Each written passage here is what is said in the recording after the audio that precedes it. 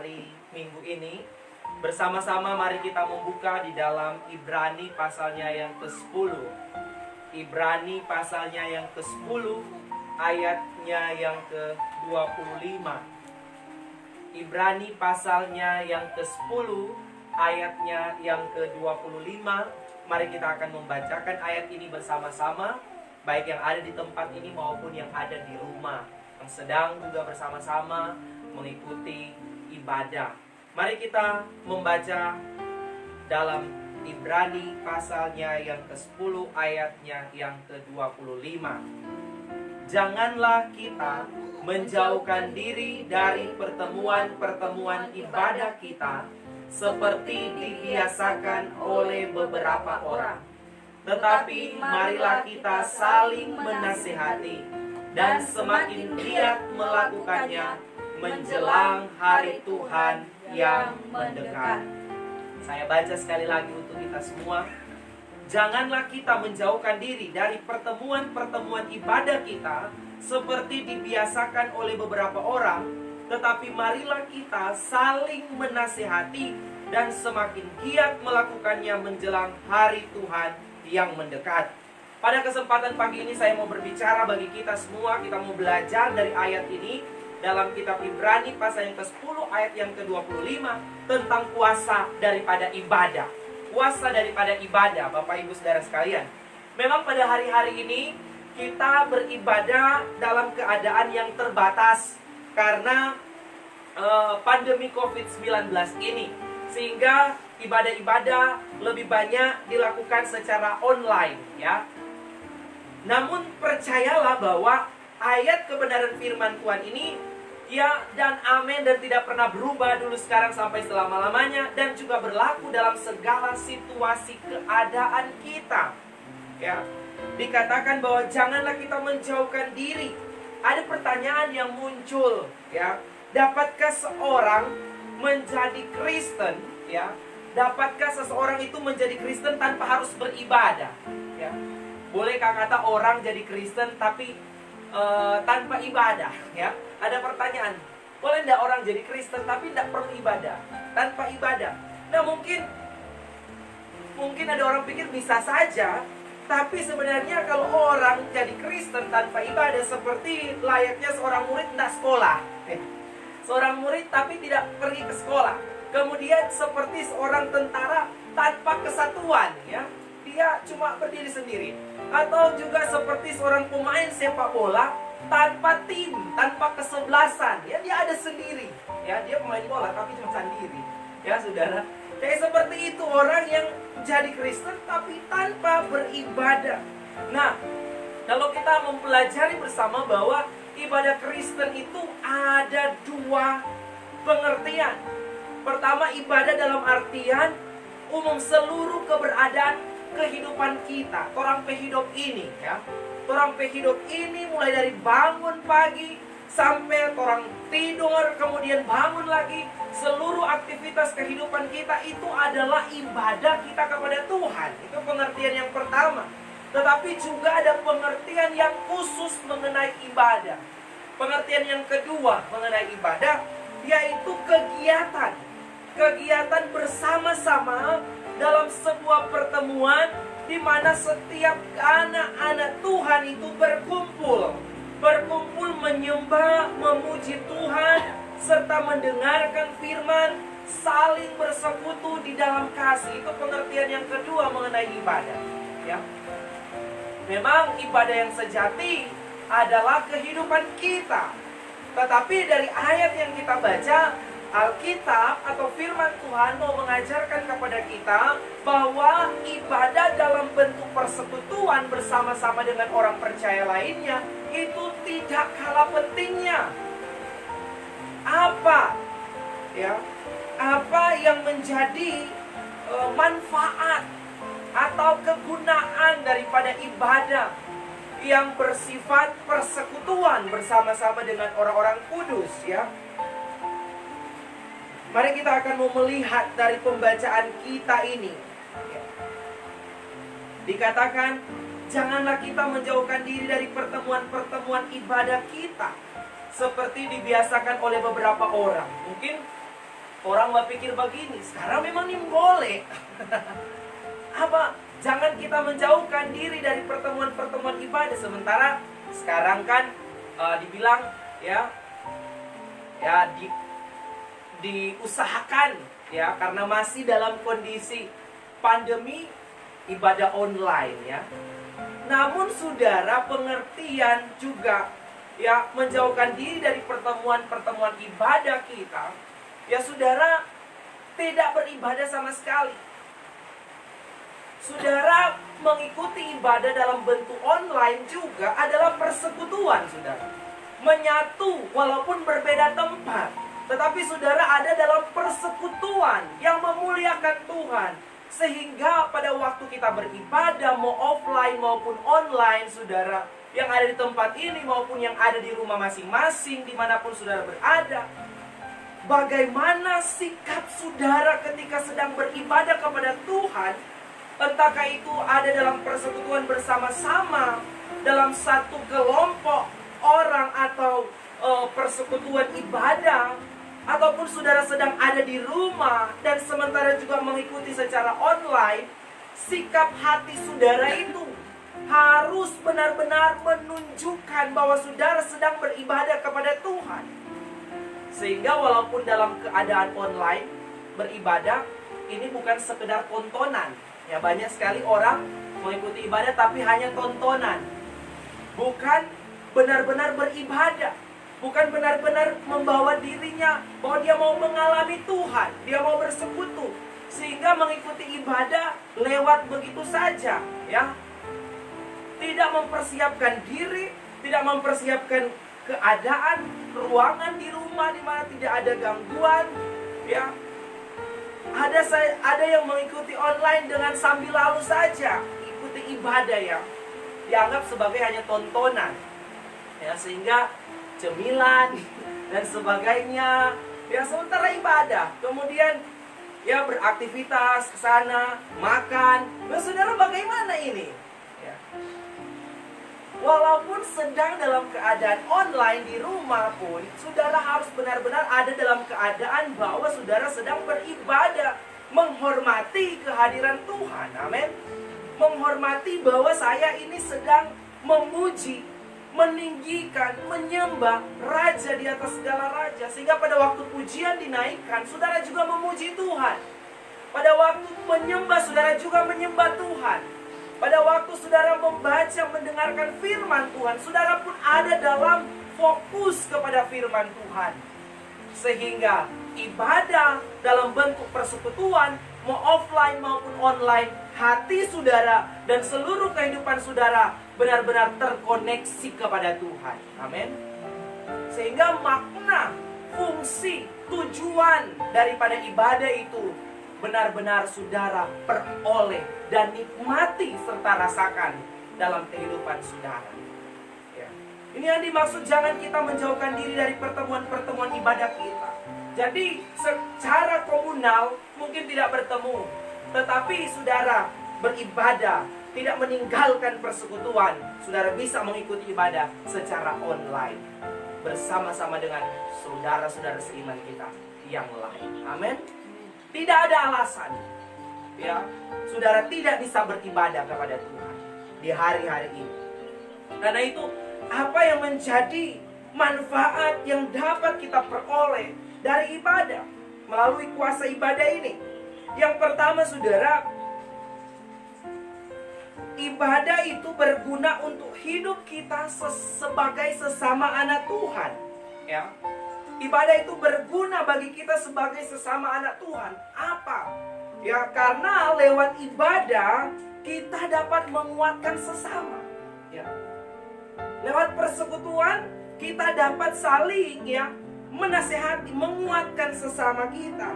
Kehadiran kita melalui persekutuan ibadah itu memberikan semangat bagi sesama kita, ya.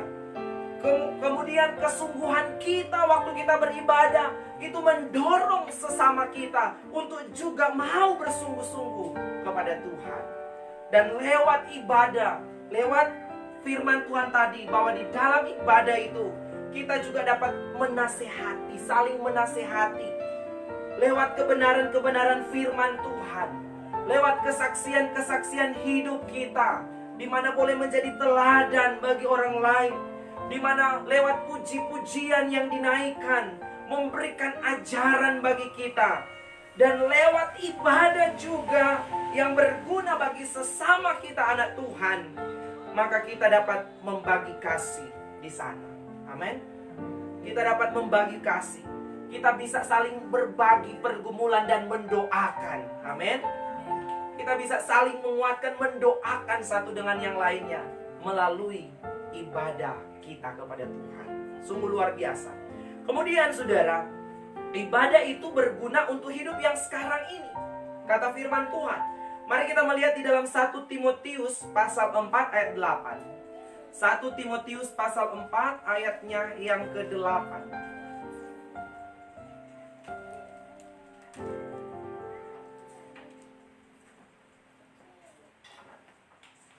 1 Timotius pasal 4 ayatnya yang ke-8 sampai ayat yang ke-9, firman Tuhan berkata di sana, latihan badani terbatas gunanya, tetapi ibadah itu berguna dalam segala hal, karena mengandung janji, baik untuk hidup ini maupun untuk hidup yang akan datang.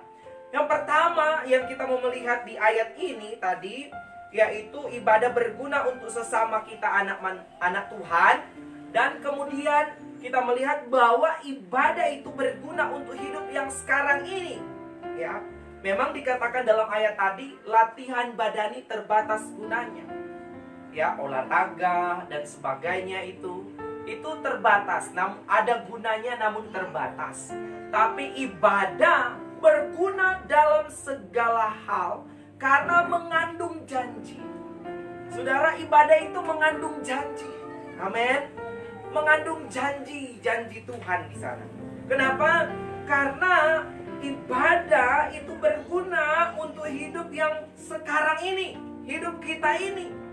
Jadi bukan nanti hidup yang akan datang orang akan menikmati, tapi dari sekarang ini kita akan menikmati. Ya, ketika kita beribadah kepada Tuhan. Karena di dalam ibadah itu mengandung janji untuk hidup ini. Apa janji-janji Tuhan untuk hidup ini ketika kita beribadah kepada Tuhan? Keluaran 23 ayat 25. Keluaran pasal 23 ayatnya yang ke-25, firman Tuhan berkata di sana, tetapi kamu harus beribadah kepada Tuhan Allah. Di situ dikatakan apa? Harus. Amin. Harus beribadah. Coba katakan kepada saudara samping kiri kanan atau kepada diri sendiri, harus beribadah. Harus beribadah. Amin. Harus beribadah. Ini bukan pilihan, tapi dikatakan harus beribadah kepada Tuhan Allahmu. Maka apa saudara? Maka Ia akan memberkati roti makananmu dan air minumanmu, dan aku akan menjauhkan penyakit dari tengah-tengahmu. Amin. Bukankah ini yang menjadi kerinduan kita? Bukankah ini yang menjadi harapan kita di tengah-tengah situasi saat ini? Bahwa kita diberkati dalam segala kebutuhan kita. Bahkan Tuhan memproteksi dan melindungi kita dari segala penyakit yang akan menimpa kehidupan kita. Jawabannya adalah harus beribadah. Amin. Harus beribadah kepada Tuhan. Ini janji. Dalam ibadah mengandung janji apa? Makanan, minuman kita dijamin. Jadi setiap orang yang beribadah kepada Tuhan, maka kebutuhannya akan terjamin oleh Tuhan. Sebagaimana janji firman Tuhan, tidak akan kekurangan orang-orang yang takut akan Tuhan. Amin. Bahkan dikatakan tadi bahwa segala penyakit akan dilalukan. Jadi dalam setiap ibadah kita mengandung kuasa, di mana yang sakit akan mengalami kesembuhan oleh Tuhan. Karena itu sangat rugi kalau kita tidak beribadah kepada Tuhan. Yang rugi bukan Tuhan, ya, tidak ada orang puji-puji, karena Dia tetap adalah Allah yang maha kuasa, ya. Tanpa saudara memberi penghormatan kepada Dia, Dia adalah Allah yang terhormat. Dia adalah Allah yang mulia. Justru kita yang akan menjadi kurang, bahkan rugi ketika kita tidak beribadah kepada Tuhan. Jadi jangan saudara merasa bahwa Tuhan akan kurang kalau kita tidak menyembah Dia. Tidak, Dia Allah yang Maha Kuasa. Ya. Kita yang akan kurang. Bukan Tuhan yang membutuhkan kita. Ingat ya, kita yang membutuhkan Tuhan. Amin. Itu yang perlu kita taruh dalam hidup kita sehingga kita mau terus beribadah kepada Tuhan. Saudara, Matius 6 ayat 33. Ya, ayat ini ya sering dibaca, banyak orang sudah hafal juga. Matius 6 ayatnya yang ke-33 di sana dengan jelas dikatakan, tetapi carilah dahulu kerajaan Allah dan kebenarannya, maka semuanya itu akan ditambahkan kepadamu. Amin. Jadi segala sesuatu akan ditambahkan dalam hidup kita, kebutuhan dan lain-lain yang dicari oleh bangsa-bangsa atau orang-orang di luar Tuhan, itu akan ditambahkan kepada kita ketika kita mendahulukan kerajaan Tuhan dan kebenarannya. Amin. Ketika dalam hidup kita mengutamakan ibadah kepada Tuhan. Jadi waktu beribadah saya tekankan kembali, mari kita penuh penghormatan karena kita sedang beribadah kepada Raja di atas segala raja. Haleluya. Kemudian dari ayat yang kita baca tadi di 1 Timotius 4 ayat 8, selain ibadah itu berguna untuk hidup yang sekarang ini, ibadah itu juga berguna untuk hidup yang akan datang. Jadi berguna untuk hidup yang akan datang. Dia mengandung janji untuk hidup yang akan datang, ya. Di mana saudara, di dalam ibadah kita memiliki jaminan untuk menerima kerajaan yang tidak tergoncangkan. Haleluya. Dalam Ibrani 12, Ibrani pasalnya yang ke-12, ayatnya yang ke-28. Firman Tuhan mengatakan di sana, jadi karena kita menerima kerajaan yang tidak tergoncangkan, marilah kita mengucap syukur dan beribadah kepada Allah menurut cara yang berkenan kepadanya dengan hormat dan takut. Jadi pada waktu saudara ibadah online jangan makan-makan kuaci. Saudara, ini kan cuma tontonan, sudah. Bukan saudara ya, yang online ya, ibadah online. Saudara, mari benar-benar dikatakan waktu kita beribadah kepada Tuhan dengan cara yang apa? Berkenan kepada Tuhan. Dengan apa? Dengan hormat dan takut, saudara. Ya, gembala saudara, pendeta saudara, pelayan-pelayan di gereja tidak bisa melihat saudara yang ada di rumah ya, waktu saudara ikut ibadah online. Tapi saudara, waktu beribadah, ketika saudara membawa kehidupan saudara, ini adalah ibadah kepada Tuhan, Raja di atas segala raja. Seperti yang dikatakan oleh ayat ini, saya mau datang beribadah kepada Tuhan, mengikuti ibadah dengan cara yang berkenan, dengan cara yang penuh hormat, dengan rasa takut akan Tuhan.